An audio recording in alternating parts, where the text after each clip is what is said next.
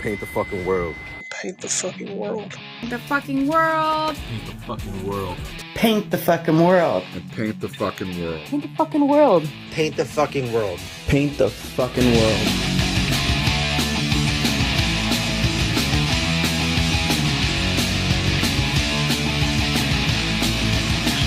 All right, welcome to Paint the Fucking World, a podcast for artists by artists. I am Visual Assault, and I'm joined here by Marco Mendoza, a.k.a. Disastrous Nullin. How are we doing today, brother? Doing pretty good, man. Same old, same old. Awesome. Well, I appreciate you stopping in here and hanging out with me today. I'm just going to jump right in here and start asking you a bunch of questions. I have been a fan of yours for quite some time now. We found each other on TikTok, and I know you do like your traditional art and your digital art, and you also have a streetwear brand. And do you have a full-time job as well? I do, yeah. I'm actually a CNA at the local hospital here, and they actually ended up changing my schedule. I used to be 312, so I'd only work 3 days, 12 days or 12 hours a day, and then so I'd have 4 days off, man, and that would give me a lot of time to focus on like all my side projects.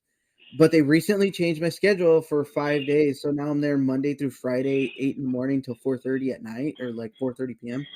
So I only have like 2 days to recuperate. So like right after work, I come home and I'm like directly working on all my projects, man. It's like, it's gotten insane. Oh, dude, when do you find time to sleep? Yeah. I'll sleep when I'm dead, man.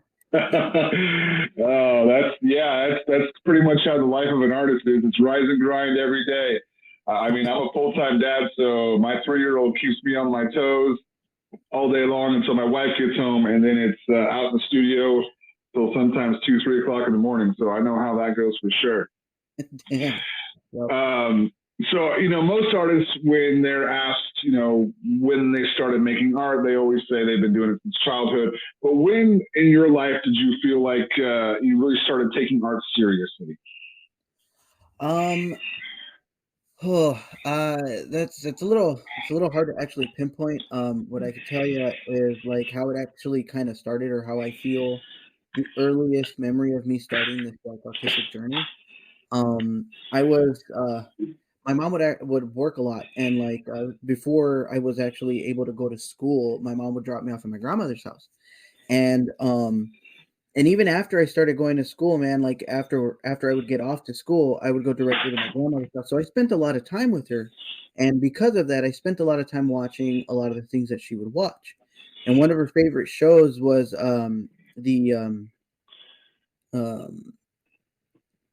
it's the Bob Ross show. I already forgot the name of it. It's, Joys of Painting. The Joy of Painting. Yeah, there you go. Yeah. So I grew up watching a lot of Bob Ross, right? And when I was a kid, That's man, awesome. it always fascinated me how he was able to make this like blank.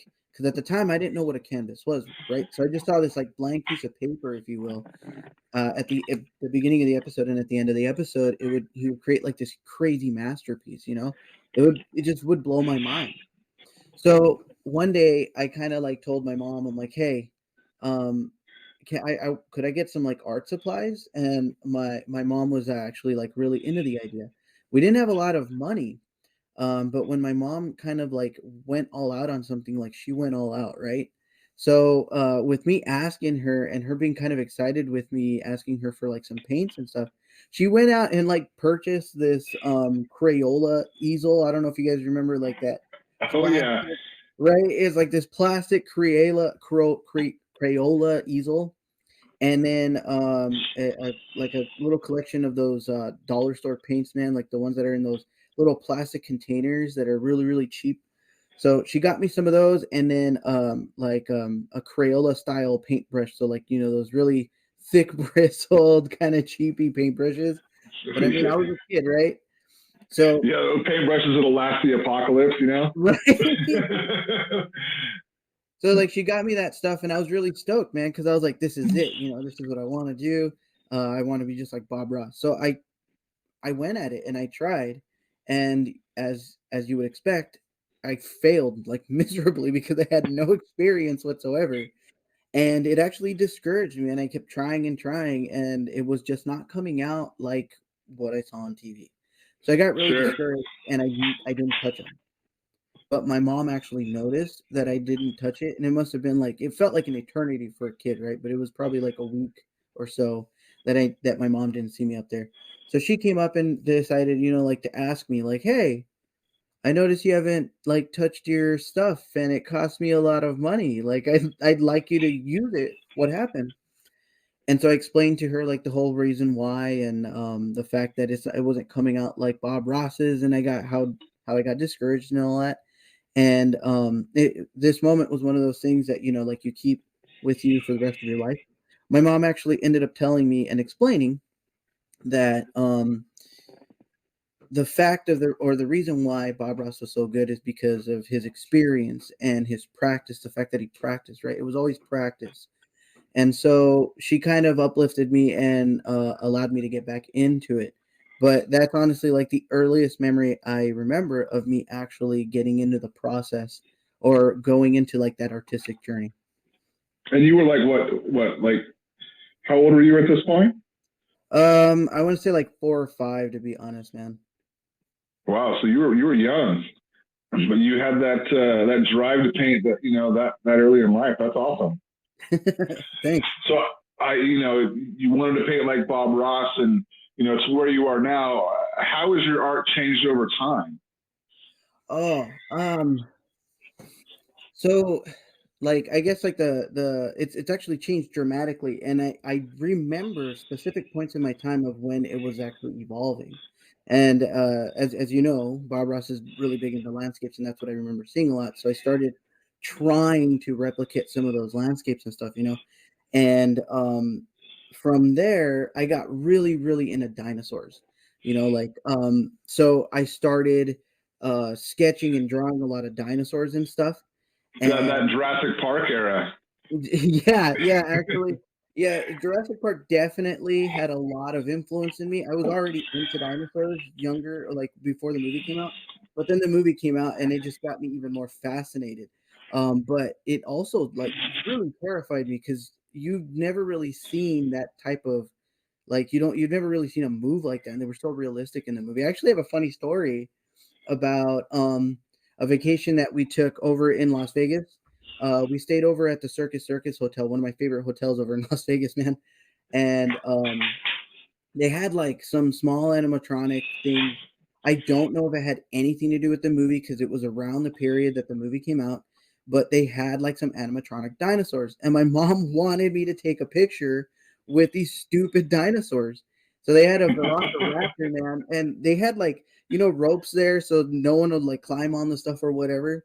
But like they had this Velociraptor, and I was tiny. I was a small kid. You can grab me with like one hand, you know what I mean? So my uncle ended up picking me up and trying to put me and mount me on this Velociraptor so my mom would take a picture. And I got instantly like freaked out because one, I saw the ropes and knew I wasn't supposed to go back there, and two, this Velociraptor was moving and I was not expecting it, and it freaked me out. So I was not having it at all, man. Sure. No, that would be terrifying, especially when you're watching Jurassic Park and you're not quite like to the point where like, oh, this isn't real. Right. So yeah. From the dinosaurs, man, I like I said, I got really into dinosaurs, and then after that, for some weird reason, I got really, really into birds. So I actually found myself throughout the process of going from like point A to point B. In elementary school, I would go to the library and I would look up or I would try to find a lot of like educational books that had a lot of pictures. So it wasn't me trying to learn about the animal or anything. It's just they had a lot of pictures, whether they were like paintings or drawings or actual photographs, but they gave me a lot of reference to play with. And so I found myself drawing like loons and ducks and like pigeons. And for some reason, I don't really remember getting too much into predatory birds. They were just, I guess, like any other birds. Owls would probably be the closest to be predatory that I actually got into drawing. And then from birds, specifically birds, it just turned into like animals, and then like fauna and flora and like just the world and stuff. I remember one of the coolest stories that I have, or one of the coolest memories I have in 6th grade in middle school was we had an assignment, And one of the things with me is with school, if we had an assignment, I hate following the rules. Like if they asked me to do something, like I had to do it in my style or my way.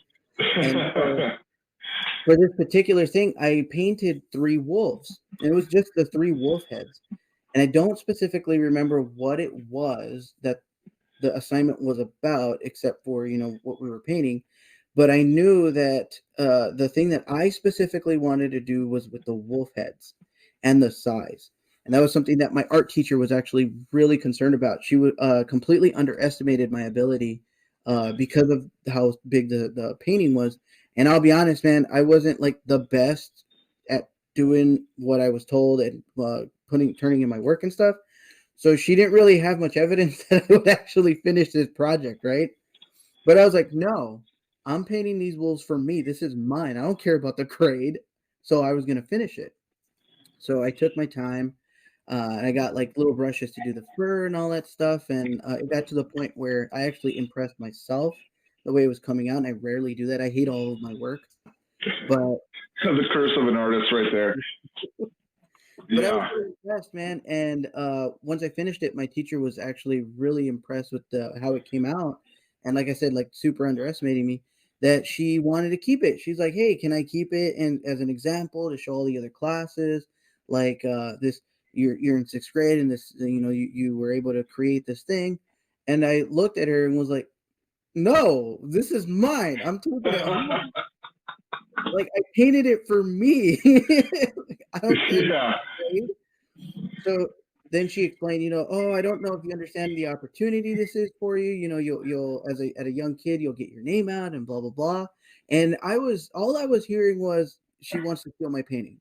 This thing that I worked on for like half the semester, wanted to take it from me. I'm like, no. It's the same bullshit we deal with as artists today. Oh, the exposures and the opportunities. Give me your work for free. And no, fuck off. No. Yeah, exactly. No, this is my artwork. You got to pay me for it or I'm taking it home. Right. Yeah.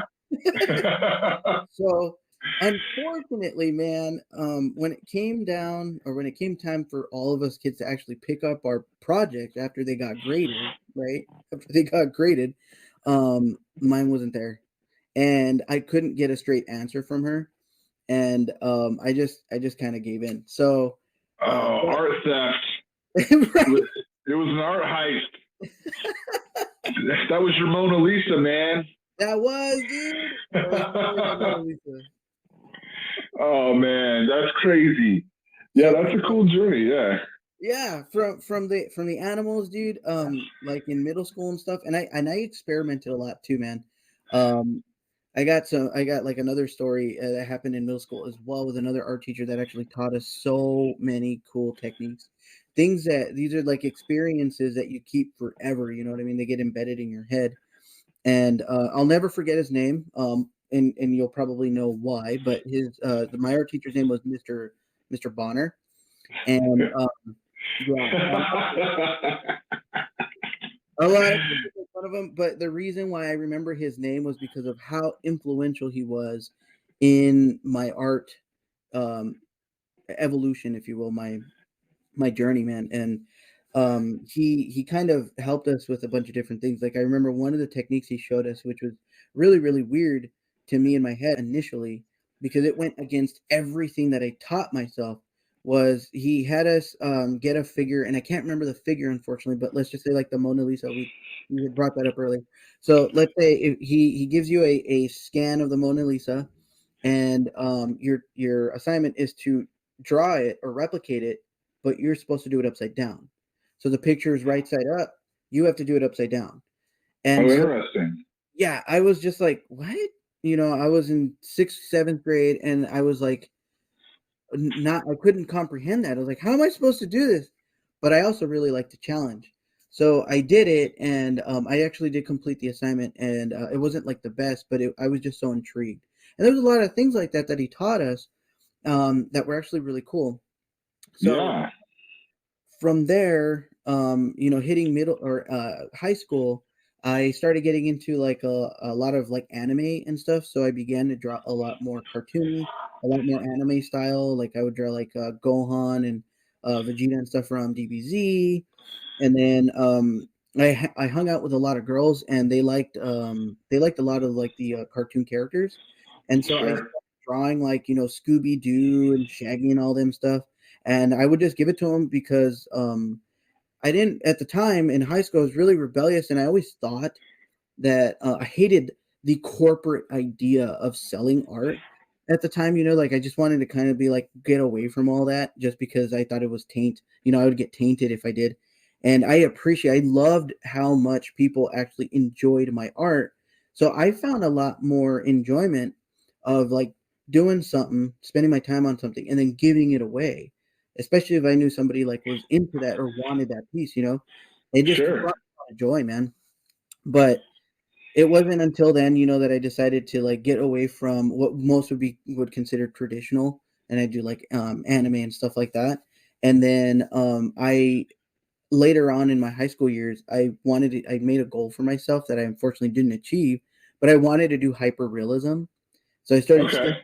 faces, and I never did full bodies really. It was usually like probably just busts was the most, but I wanted to get like super hyper realistic. But my ADHD, man, or what I would call my ADHD brain, right, would never allow me time to sit or be patient enough to take time for one piece. I'd have to like bust it out, finish it, and then if it took more than a day, I would never finish it. So I would try to finish it that day, So Yeah. I kind of was like, all right, I guess I'm not doing hyperrealism. It's fine. And so I was just going from there. And when I moved up to Alaska, man, I got really, really into painting. And I got back into it, and I got serious into painting. So like doing acrylic has been my thing lately, but I got really into abstract. And then I found you, dude. And like I was so into your style I'm because blushing. from where I started when I came to Alaska with my abstract, slowly tweaking it, I saw your stuff and I was like, oh my God, like that street art, that pop street art that you're doing is exactly where I was headed and I wanted to get to. So I like instantly fell in love with all of your stuff, man. And I was like, hell yeah, this is literally where I'm going. And like you've been a big inspiration in like my evolution, honestly. So I feel the same way about you, man. I really love your work. So, I think it's a mutual beneficial friendship for sure, because I look at some of the things you do and I'm like, how the fuck did he do that? That's amazing. And yeah, I agree with you 100%, Larry.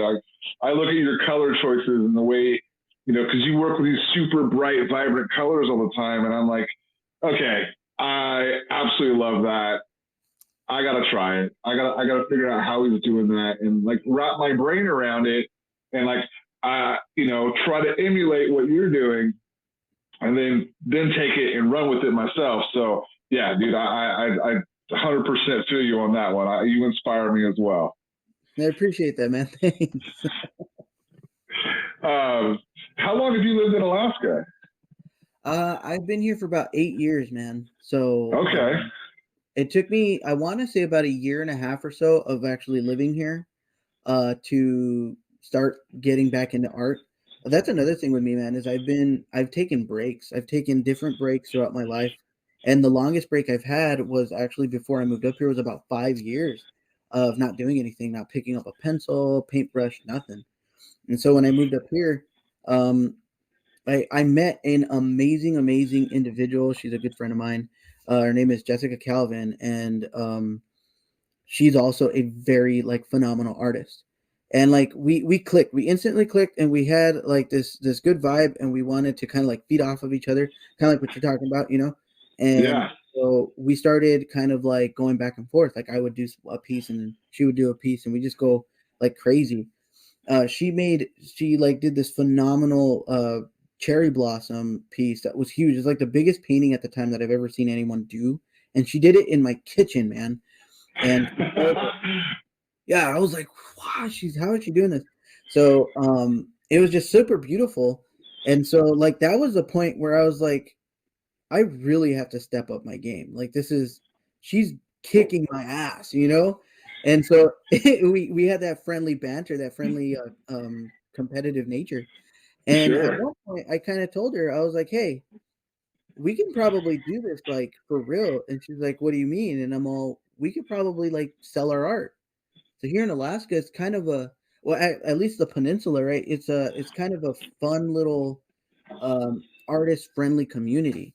I mean, there is a couple, like elitists out there or whatever, and it is a little bit old school, but that's a different story. But they're very artistic friendly. So I knew there was a way that we could do it. So me and her actually got together, got a small booth at a indoor swap meet in the middle of like buttfuck nowhere. Okay. But it was only like $75 for the whole month, and it was only open on the weekends. So we were able to be there and just, blast it on the socials like, "Hey, come on down. We have a bunch of art." And I do a lot of the conventions here, and like the anime conventions are a big one. So I at the time I had a lot of extra anime, what I call anime paraphernalia. So I had a lot of stuffies, a lot of necklaces, like a lot of that merch that would go to the conventions that would give me finances and money to do my artistic stuff that wasn't really selling at the time. Yeah. We filled up the booth with all my anime stuff, all my DVDs, all of my merch, and then we hung up all of our paintings, whether they were prints or actual originals, and we got a spot right next to the window of the entrance. So they actually let us display some of the stuff on the window. It was really, really cool. We didn't get much traffic, but a lot of people were actually very much into the idea of there was a spot that had art that wasn't just like secondhand stuff. So that was really, really cool. I got to meet some really amazing people. This one individual came in with her father. I don't know. She must have been like 13, if I remember correctly. She was really, really young, man. And her dad was like, "Yeah, she does art and this and stuff." So I started talking with them, and they showed me some of her work. It was like amazing. And she was really into this piece that I have called, I called it Twilight City.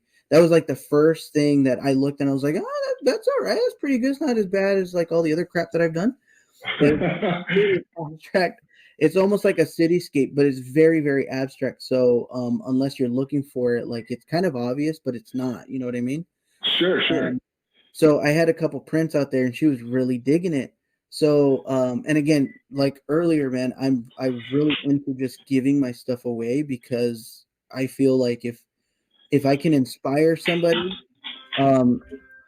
if I can inspire somebody to work on some stuff or to make something, like my job is done. My job as an artist is done. Like that's what I thrive and that's what I live for, is just inspiring as many people, right? And so I saw this individual and how much she was digging that piece.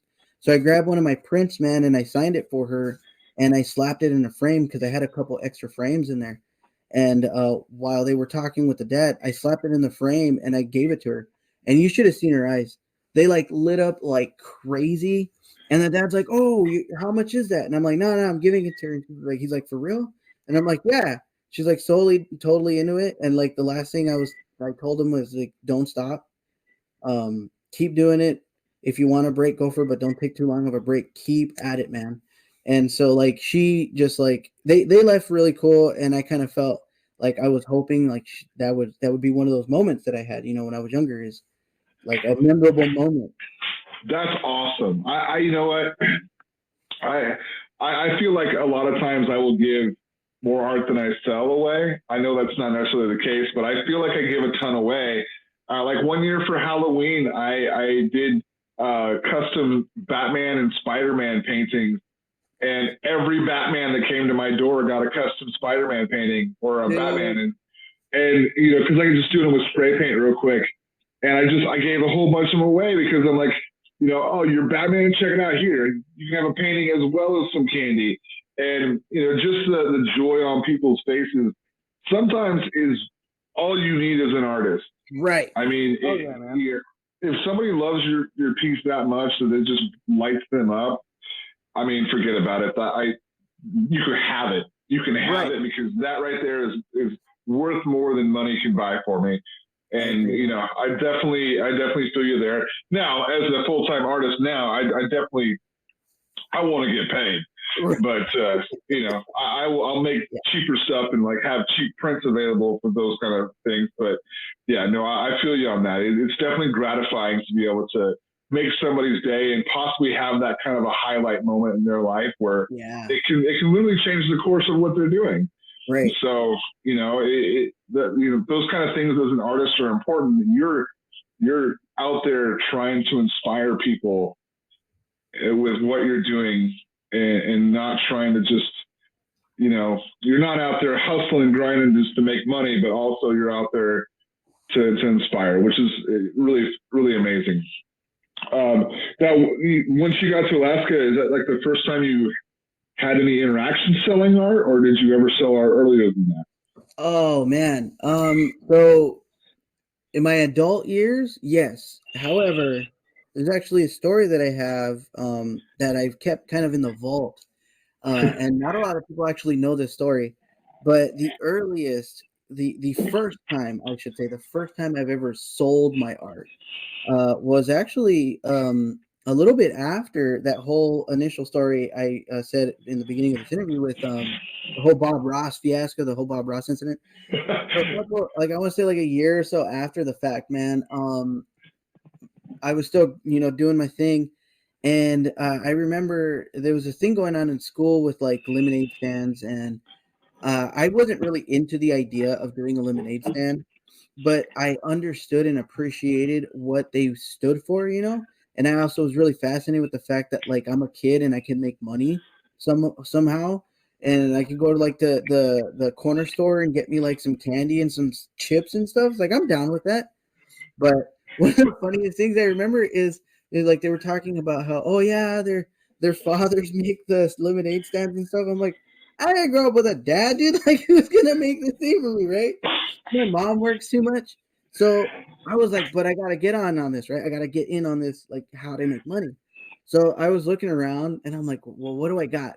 I got my toys. I don't want to sell my toys; those are mine. I don't want to sell. My mom bought me those, you know. It's like that's kind of messed up. Yeah, so, you sell your toys, you might end up with an ass beating.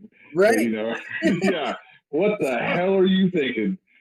Yeah. So like, I was like, oh, I got all these paintings here. I got all these like pieces that they're just there taking up space and like collecting dust. Cause you know, as a kid, again, you don't really think of that as a possibility. So you're just churning them out because it's fun. And so I thought, why not? I got a lot of those. Why not? It's not going to hurt anything. So I'm in the process, right, of like toting that stupid plastic Crayola easel out to the sidewalk, and I had this little like wooden desk that I would have all my stuff like laid out while I was painting and stuff. So again, I'm sitting there like toting it and pulling it, trying really hard not to make much noise because my mom's asleep, and I also felt like if she found out what I was doing, she'd get either try to talk me out of it or tell me it was a stupid idea or something. So I'm like, I'm trying to do this quiet. So I'm out there in the sidewalk, right? I got my table, I got my easel so they can see like where it is that I do my stuff and how I do it. I got my table with I pulled out some of my favorite ones that I thought were really cool, and I plopped them on the table, and I thought, okay, so the kids sell their lemonade for like $0.25 a cup. I'll sell mine for $0.25 a piece of paper, right? So I was like, okay, $0.25 a painting. And I stayed out there, and like a kid, you know, the way the time frame works, it just feels like forever. You're out there forever, but it was probably like a couple hours. But I swear I was out there for like the majority of the day.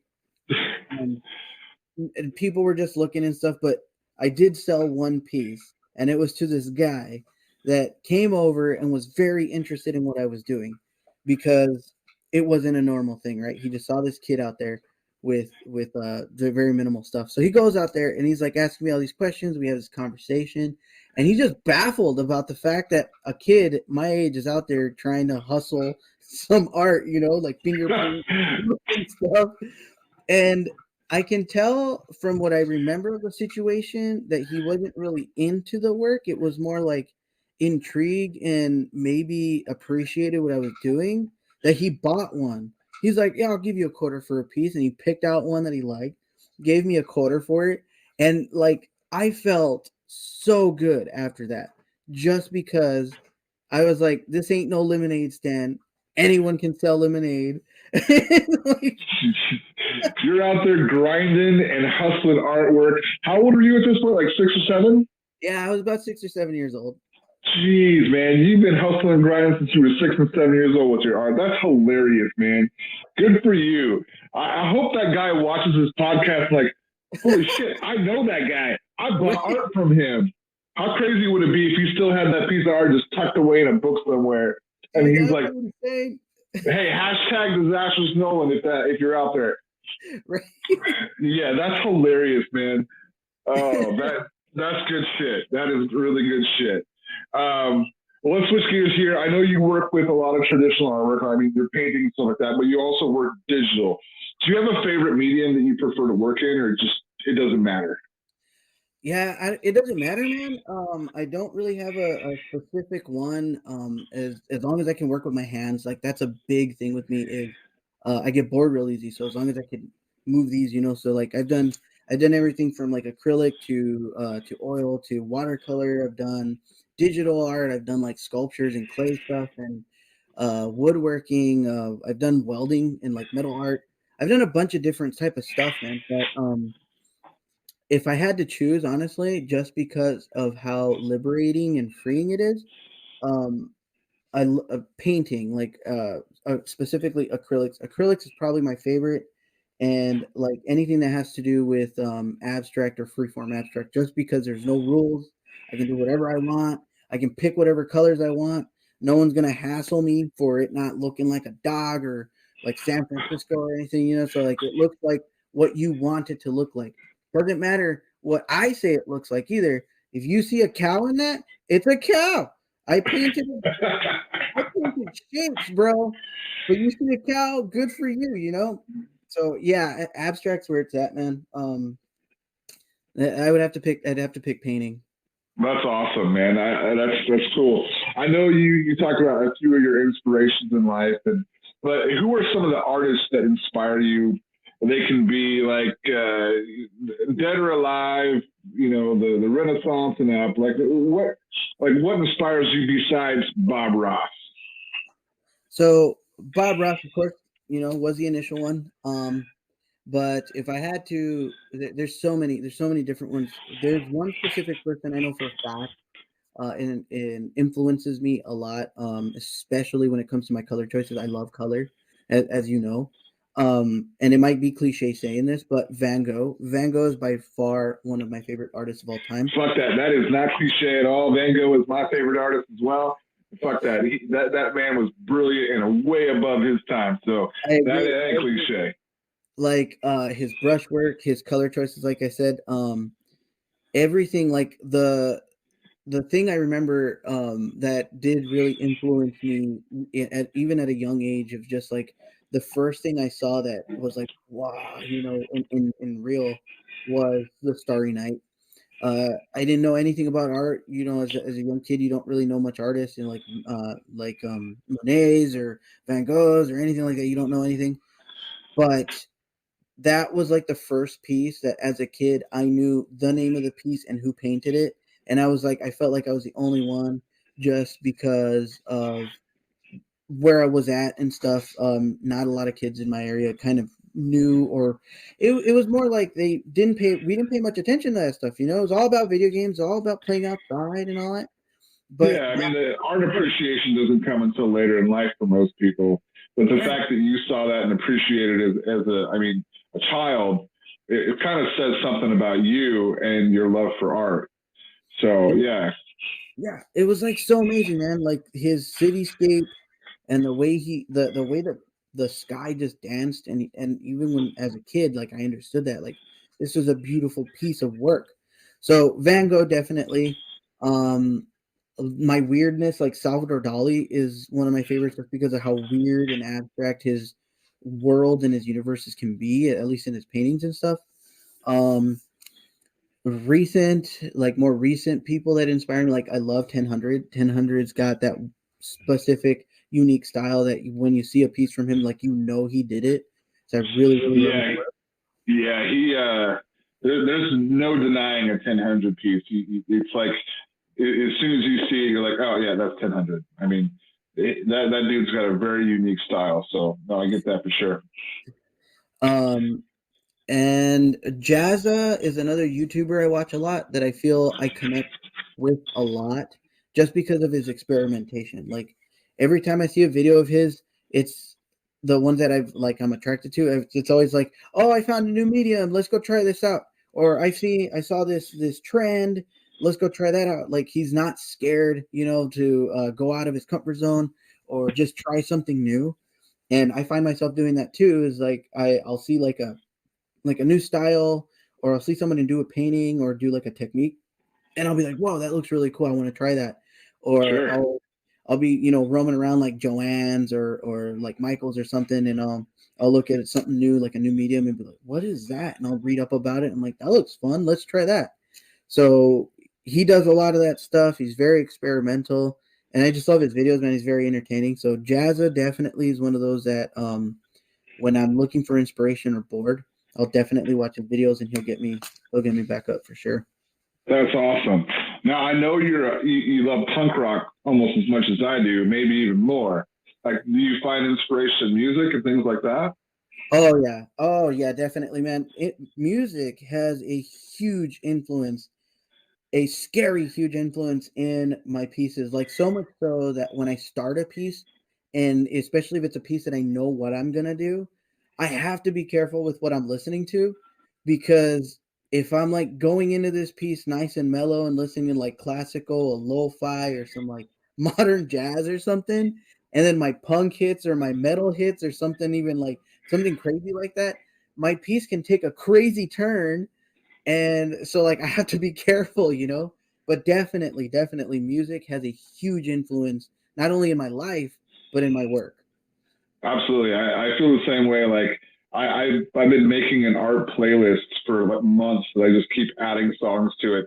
If I hear something that inspires me, I just throw it on that playlist. And it runs the gambit. So maybe my stuff can get a little crazy at times, but I definitely feel that. But sometimes it gets a little crazy, and that's a good thing. Yeah. So awesome. Let's just switch gears here a little bit. I want to talk about your streetwear. Oh yeah. I know that you just ran a successful Kickstarter. You want to talk about that a little bit? Yeah. So the Kickstarter was well, real quick, just to back up, when I started designing stuff, I had a name called Disastrous Nullin. And the reason why it came out or became a thing was when I moved to Alaska, like I said, on the peninsula, there's only like Walmart and Fred Meyer. There's the only two places that you can actually purchase like graphic tees or anything for like the younger, the younger generation, that younger part of the community here. And Sure. there's other places where you can get like really cool custom stuff, but they're mostly like boutiques and stuff. So if you're into that style, cool. There's a couple here that are really, really awesome and priced at boutique prices. You know what I mean? Sure. But if you're not into that style, all you got is Fred Meyer and Walmart, man. So I was like, you know what? Let's try it out. And the graphics actually started as sticker designs because Okay. You know what? People love stickers. I can design stickers. Who doesn't love stickers? Yeah, right. I did the first design, which is Nullin, what I called Nullin himself, and this is basically it. I did this, right, and I did it on my iPad. And when I outlined it to give it that sticker outline, I realized, dude, this would look dope on a shirt. So then I plastered it on a shirt, and I did a bunch of research on where it was that I wanted to get a shirt, right? I actually, with my art and stuff, I've made shirts and utilized things like Society 6 and Redbubble and all those other places where other artists can get things like plastered on. And nothing against those companies. It's just that wasn't what I was looking for, right? So right off the bat, I already knew what they had. So I was looking for other companies, and I found one called Art of Wear. I absolutely love them. They're a company that's like out of Canada, I believe, and they have a print shop over in New York and stuff. So it's a small company, and that's where I wanted to stay like that. I wanted to try and support as many small businesses as possible. So I ordered a shirt, and when it got here, I was blown away. I was not expecting the quality that shirt was. It was comfortable. The graphic was nice and vibrant. It was just printed awesome, and it lasted. So much so that everyone else around me that I showed the T-shirt to, including a really cynical friend of mine, we all have one of those. Thought that it was something that you would purchase as a store. So right away, I was like, perfect. It looks professional. So it started like that, man. I made a couple graphics and stuff for different T-shirts, and little by little, it transformed or evolved into Nullin. So what Nullin stands for, what I want Nullin to be, is it's a streetwear, skatewear, but it's also like a creative wear. So when people see the Nullin brand, whether it's a hat, you see it on the neck tag of the T-shirt or anything on the hoodies, anything like that, you know that it's artists supporting other artists. So this brand is made by artists for artists, right? It's supposed to inspire creativity and, you know, like lift you up if you ever in a funk of like creative, just like a creative quicksand, if you will. So that's my dream. That's beautiful. That's beautiful, man. That's beautiful. So the Kickstarter, sorry for that long-winded explanation. The Kickstarter. No, man, that's great. It was basically that. It was the start of my rebranding from that disastrous Nullin to just Nullin, so people can see that this is that creative wear. And my goal is to actually, you know, like collab with some artists to bring out like some limited or special edition garments or prints or something on the website and just blast it on the socials. That way we'll help that artist get their name out. We'll help artists that don't really know how to get into the garment scene, you know, how to start in there, where they can go to get all their stuff. But more importantly, I'm bringing that process back home. That's what the Kickstarter was supposed to be for. So I got me a heat press. I got me a bunch of different like things to be able to plaster that stuff on, hoodies and stuff like that. So the Kickstarter had a bunch of tiers, man. One was for that patch that I just showed you. The other one was for a soft enamel pin. The hoodie that I kind of wanted to start everything with, and I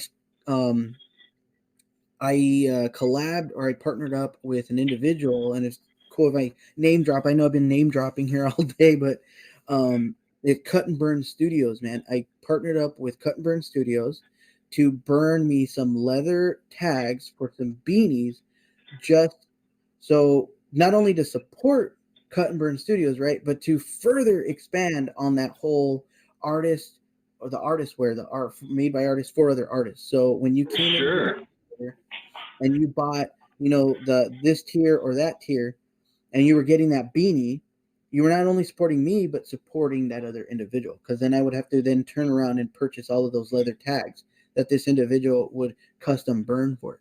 And they did an amazing job. The amount of research they did, things that they didn't actually have to go out of their way to do, they did, just because of, again, like most of us artists, love that process, love that evolution. Yeah. That's what they were into. So I really dig Cut and Burn stuff. They do some really cool design and kind of are taking a whole new approach with what they're doing. So that's really awesome that you were able to partner up with them and release this as part of your Kickstarter, because that's like your initial new drop. So having them be a part of it, that's really, really cool. Now, I know you had a successful Kickstarter, but how successful was it? Like how much? What was your initial goal? So my initial goal on the Kickstarter was $700, and at the end of it, after the 30 days, we were about $9 away from $2,500. That's awesome. So that's support right there, man. The artist community supported. And, I know I jumped in on that, which that's awesome. Congratulations, man. That's really cool. Now, I know you talking about like your hoodies and you have shirts, and I see you wearing your Nullin hat, and you said you got some beanies as well. What kind of products do you have lined out for the future, or is that like a trade secret you don't want to release those yet? No way, man. So future stuff right now, I'm looking into finishing up that Kickstarter. My plan or my goal is to actually partner up with another artist to do like some t-shirts or something. Possibly, I'm hoping to go to start this in January-ish. If not, like definitely in the summertime. I have one specific artist that I do want to partner up with for some summer wear, just because their artistic style I really feel screams summer, and I want to do tie-dye stuff. So I want to get this stuff printed on some tie-dye shirts. I'm even thinking of, you know. I think I know who you're talking about. I think I'm picking up what you're laying down. I'm not going to name drop because I want to keep that a secret, but I think I know who you're talking about. Yeah, that would be really cool. Bringing the Nullin in with some tie-dye stuff. Oh, yeah. That sounds awesome. At this point, it's more of like, whatever happens, happens. I'm going at it as clear-headed as possible.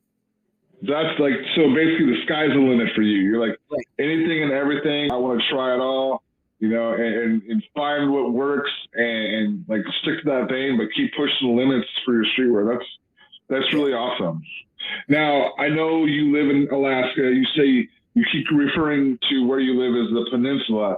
Right. And you've talked about selling artwork there, but how does your street art actually fare there? Do you make a lot of sales there from your street art, or is there even street art there? I mean, are people like doing graffiti in snow?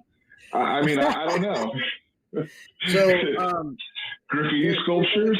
There's a couple of skate parks around here, man, that have like some graffiti, but it mainly just looks like vandalism. Okay. Practicing. I don't know. There's a couple spots that have some really, really cool stuff, but so much as like good word art, good graffiti art, good like actual mural stuff. Not so much, because the community is very old school in the terms of like they like to keep stuff the way it is, and there's not a lot of walls, to be honest, to where we could do that stuff. Like under the bridges is a big place for obvious reasons, right? You really get caught there. And again, but the same thing, dude, there's not really like that really cool artistic stuff that I'm used to back home. But street art, I can tell you my experiences of actually trying to sell my stuff. A lot of my abstract pieces that have like some type of shape or form or something over it, like I still do birds and stuff. So a lot of my pieces that have animals or my faces, but they have like crazy streety backgrounds, those do very well. But my straight up just street art, again, the community is very old school. They love their art, their Alaskan art, and that's one of the things that I refuse to do. Like, I got those rules, man, and one of those is I don't do what the mainstream likes. And here they like, your landscapes, which, funnily enough, that's how I started. I hate doing landscapes now. I like despise doing landscapes. Oh, you're breaking Bob Ross's heart right now. Oh man, and I feel like you're starting to get the hair going. You just need to grow yourself a beard.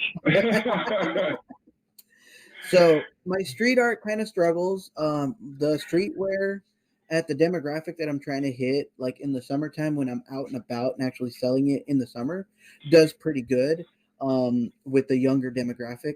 Strangely enough, some of the older individuals that have come by my booth, actually, the demographic of people that come and buy my stuff is very weird. They're either like high school or a little younger or a little older. Like, it's almost never in the middle, unless they're from out of state. And you can gotcha. Too. So if I got somebody around my age, even in the 40s or anything like that, come by my booth and starts looking at like my punky stuff, like I know right off the bat, like, this guy's a punk. And so we'll sit there and start talking, and I'll find out he's like from Cali or like from New York or something, and they were deep in the scene and they miss all their music, and they're here either visiting or they're here for work or whatever.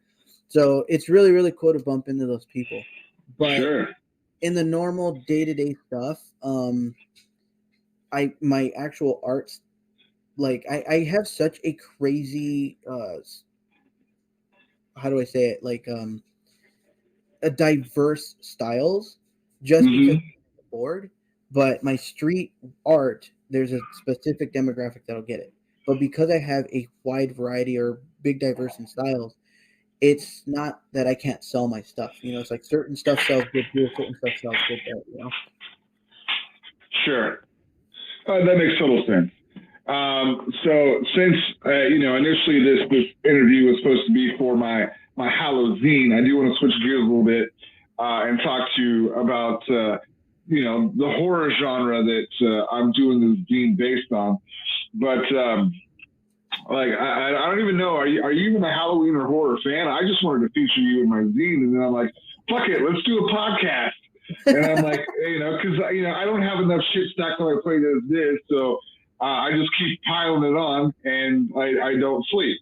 So for anybody who's watching, I do a Halloween that I do like scary art in, because it's kind of fun to kind of break down and get away from some other stuff. But I wanted to feature Nullin here in the zine, and that was my initial thing. But so we're going to talk a little bit about a horror, and I don't even know if you're a horror Halloween fan. I mean, do you like that kind of shit, or what are you into? So like, I used to watch a lot of movies, man, and I actually did consider myself at one point in my life a huge movie buff. But horror movies have always been something that I stayed away from, and I feel like it's because how I grew up. I grew up really, my mom has shied me away from that like genre of movie.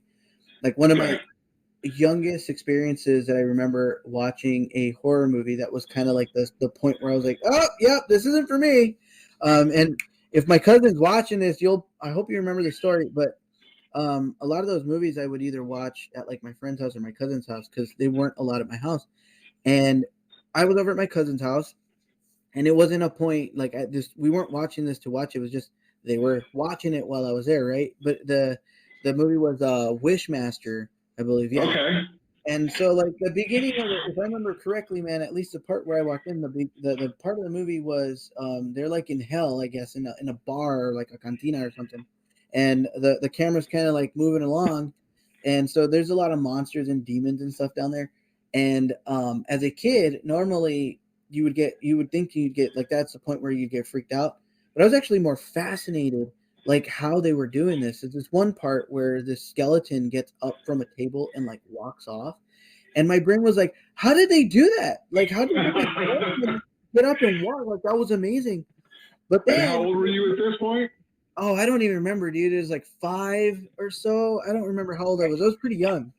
Oh, yeah. So the concept of animatronics and things like that, or even like CGI was not even in the scope of your reality at that point. Right. Like watching the movie now, it's definitely stop motion. Right? Like it was very old school stop motion, so you obviously know it's fake. But to a kid, it's like brand new, and this was like really crazy.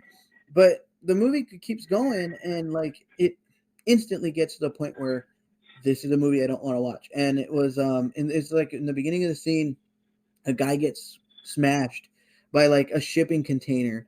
And that's when I was like, oh, yep, nope, done. Not doing this. Yeah, that's a whole lot of note there, pal. I'm out. Yeah. I mean, you have my first zine, so the story I told in there about Candyman, which I'm going to keep repeating it. Fuck you, Candyman. You terrified me for 20 years. And like, I went and rewatched some of the scenes as I'm writing that article for the zine.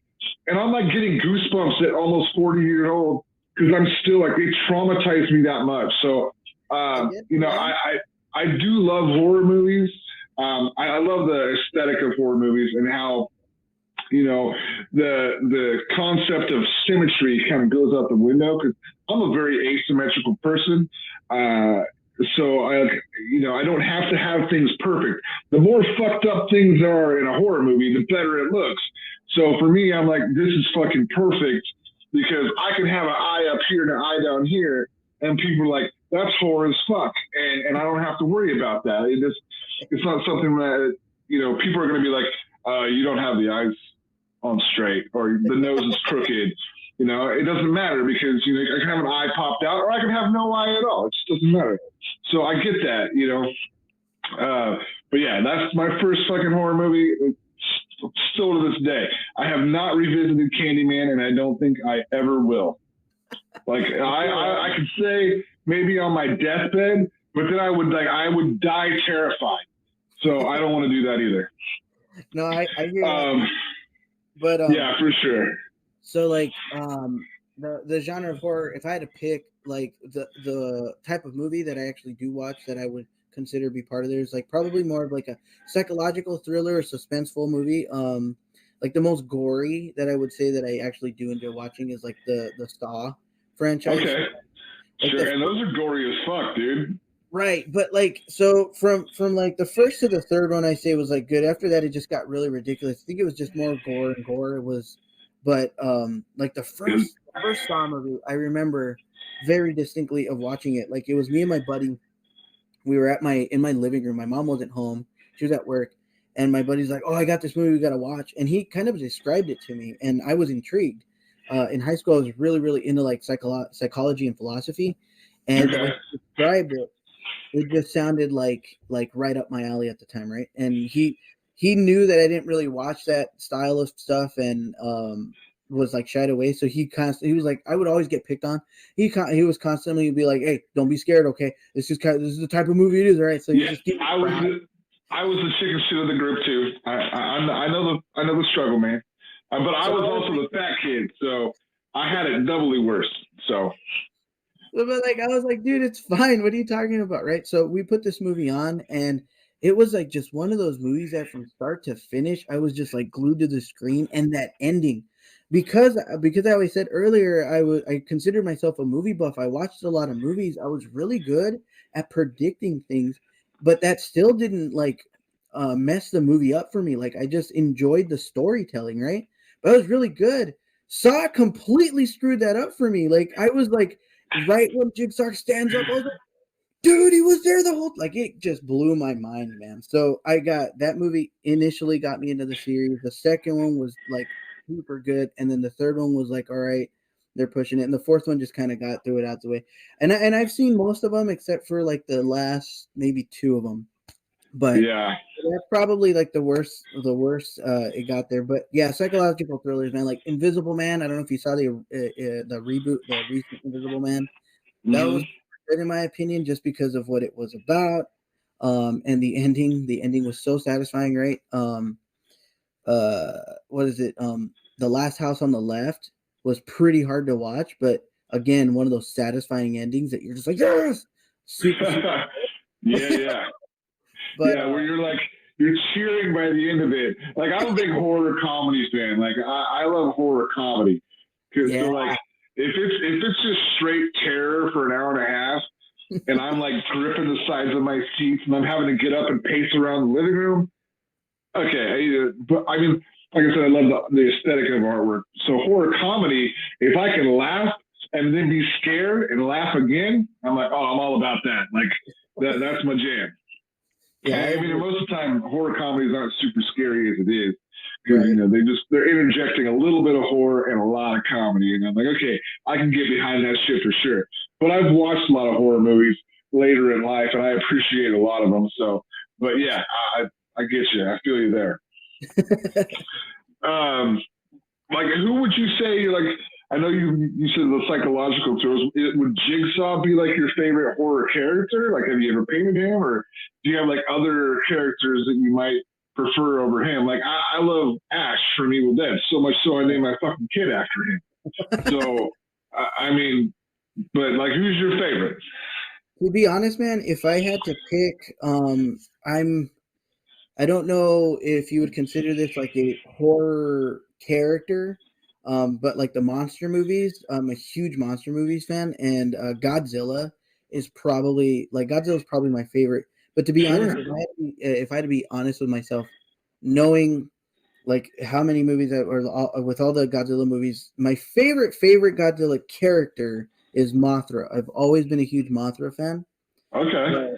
Yeah, as so much as like painting and stuff like that, I wouldn't mind. You might actually have just got me into painting something new. I might do a Mothra piece, man. Hey, that'd be dope, man. That'd be dope as fuck. And yeah, I would say that like when Godzilla was released, it was intended to scare the shit out of people. I mean, you got this huge fucking lizard guy stomping around the city, and people running. That's black and white.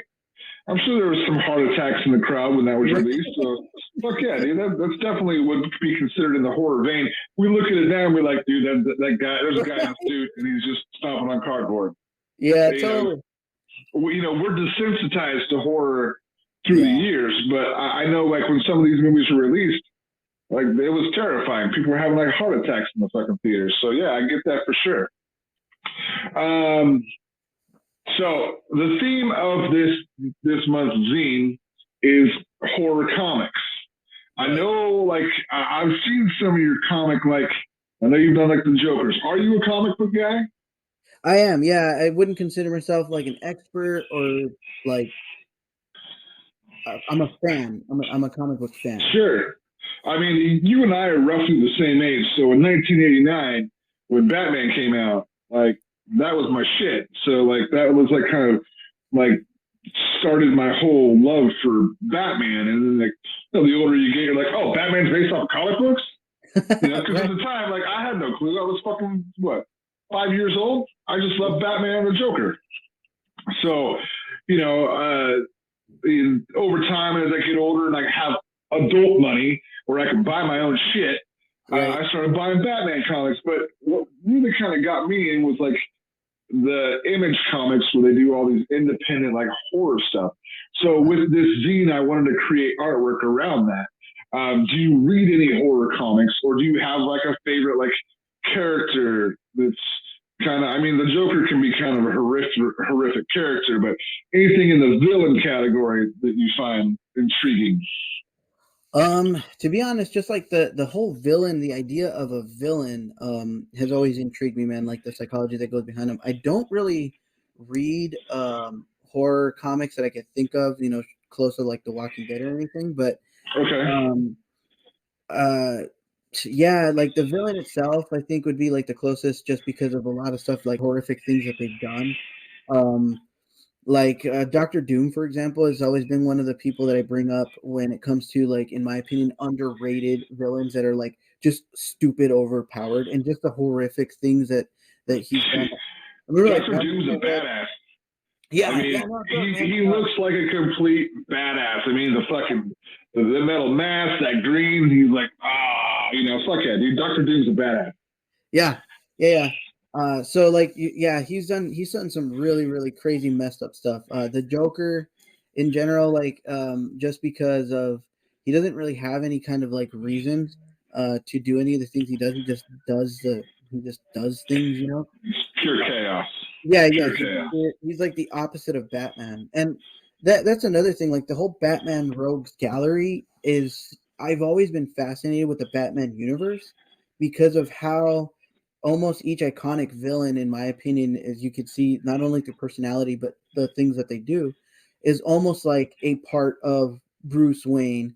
And so like let's take the Joker again. The Joker is literally like Batman's opposite. It's like if Batman had no rules, right? If he threw everything out of the way and let his sanity go to his head, that's basically what it would be the Joker.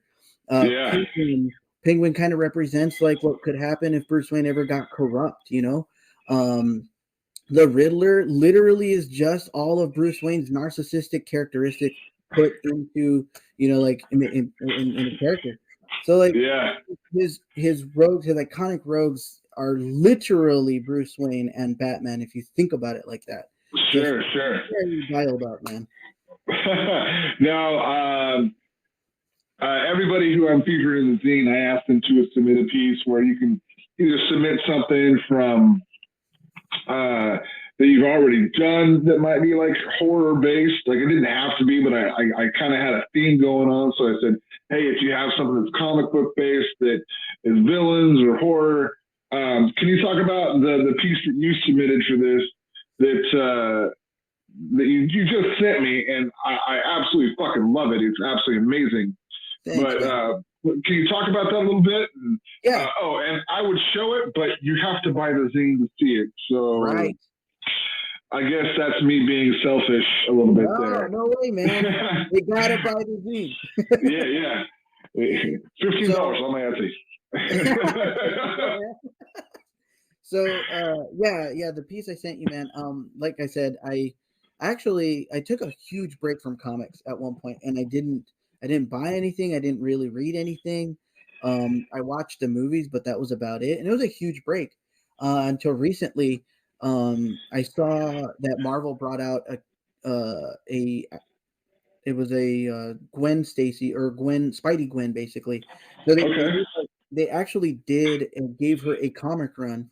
But what got me really intrigued is not only have I always been kind of a fan of like Gwen Stacy in general, but um, the comic style, the art style of this comic was like nothing I've seen in other comics. You know, it was brighter, it was sharper, it was kind of edgy, a little bit more punky, almost like the street style, you know.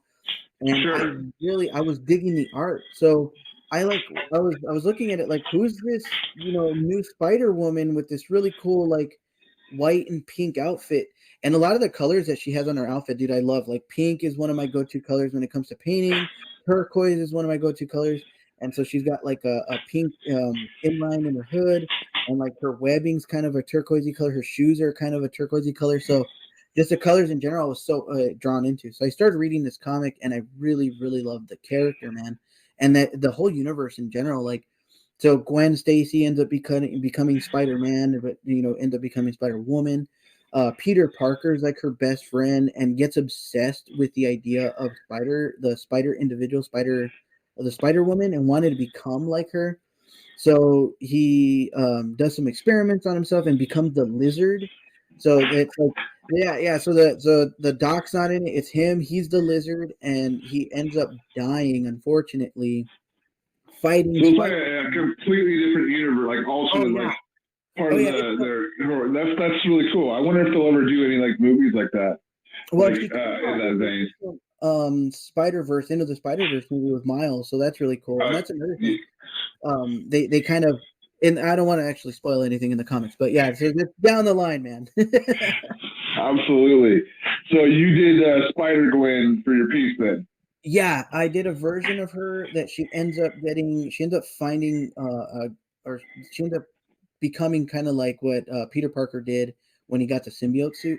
That ends up happening to Gwen as well, and she becomes Gwenum at one point. And Okay.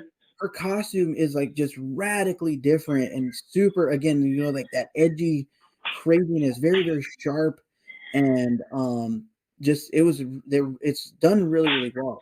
So like I said, I didn't know what to do so much of horror style. I know it was like comic oriented, so I was like, you know what, I'm gonna do a Gwenum piece. And so one of the things that Spidey Gwen or Gwen Stacy introduced into her fighting style was she was like she practiced ballet, so she uses her ballet style, right, and incorporates it in her fighting style. So I thought it'd be really cool to do kind of like a ballet stance, but it's almost like a hero stance, kind of like, you know, Yeah. making fun of them, right?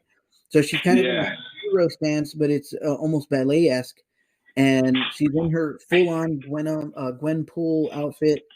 I have her kind of standing on a venom-ish spider web kind of deal. But yeah, it's super dark. Dude, that piece is dope. I can't wait for people to see that piece. It looks really good, and the fact that you incorporated the ballet aspect of it, I think hardcore, Jesus Christ, hardcore like Spider Gwen fans will appreciate that for sure. So I just got a few more questions before we get out of here. You know, what is something that you would tell your younger self? Like now, as an artist, what would you go back to, say, high school Marco, and be like, bro? Oh, dude, especially hardcore, like high school Marco, I'd go back and first of all, I'd tell him to stop being a dumbass, like for real. And I would tell him to like focus on his art 100%. Like I used to skateboard and stuff, which was not bad, but I had a lot of other time that I could have done things with. So focus on your art. One of the stupidest things that I remember ever doing is I took art 2 on one semester, and I had it for like, I honestly think it was 2 weeks, but it could have been worse. It could have been like a couple of days within the first week or something. But I ended up learning the amount of time I was in there, the minuscule amount of time I was in there. That art teacher was so good that I ended up learning more in the time I was in that class than I feel like I've done in self-studies. You know, it was insane. Like, he taught me so much stuff in that small amount of time. But I ended up trading that class for weight training because my buddies were in weight training. So like decisions like that, man, I would sit him down and be like, look, you're an idiot. Stop being an idiot, and you need to focus on your art. You need to focus on graphic design and doing the streetwear thing a little bit sooner, or at least getting into a profession of which to do it. That way, when I get older and I'm able to, I can start doing it younger and quicker. So that's sure.